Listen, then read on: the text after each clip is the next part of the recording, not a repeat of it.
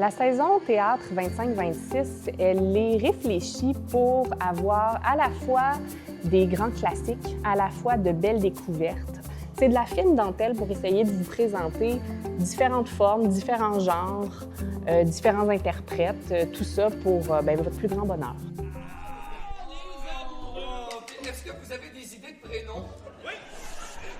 Je te le passe. Pas tout le monde qui porte du corps du roi en juin. Avec le spectacle Le Prénom, on ne boude pas notre plaisir. On connaît tous Karine Gontier-Heinemann, Benoît Drouin-Germain, c'est dans une mise en scène de Serge Denoncourt. On se tape sur le genou toute la soirée, c'est fin, c'est drôle, il y a des beaux malaises, mais vraiment une comédie savoureuse. 12 hommes en colère, ça aurait pu se passer de présentation. C'est un grand classique, c'est un des huis clos les plus joués, c'est une valeur sûre. On retrouve sur scène une distribution énorme, 12 comédiens que vous appréciez particulièrement. On ne pouvait pas ne pas programmer 12 hommes en colère. Faire le bien, c'est un spectacle qui a conquis le public au Rideau Vert en 2024.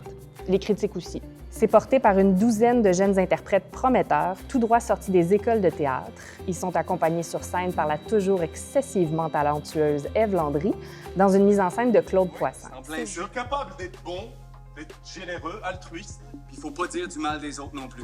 C'est difficile de savoir comment un individu va réagir à une situation précise. C'est un spectacle vraiment actuel dans son propos, qui traite de la pression qu'on ressent tous à être bienveillant dans toutes les situations. Le spectacle Possession, c'est un spectacle qui va être monté à la Licorne au mois de mai prochain. Donc, on ne l'a pas encore vu, mais j'ai eu la chance de lire le texte. J'ai été complètement séduite par le côté déjanté, mais aussi la grande intelligence dans l'écriture de François Archambault. Sur scène, on retrouve Marie-Hélène Thibault et Marc-André Thibault, deux interprètes qu'on est toujours ravis d'accueillir chez nous. On a décidé de programmer ce spectacle-là en après-midi. Une belle occasion de s'offrir un moment de théâtre en plein cœur de la semaine. Je voulais te dire bravo! Le monde a vraiment aimé ça! Vraiment aimé ça! Je n'accepterai plus de vous prendre comme patient.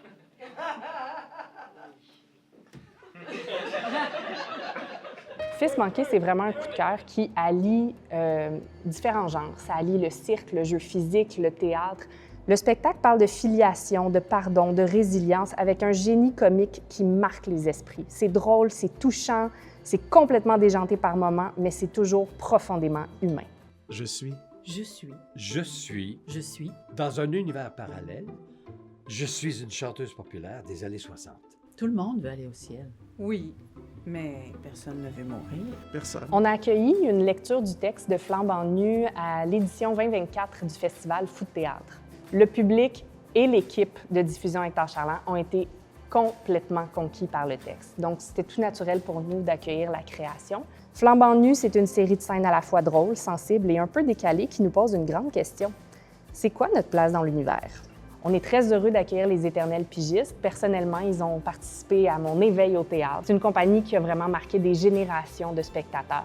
On vous invite à être curieux. On vous invite à prendre ce beau risque de venir découvrir avec nous du théâtre.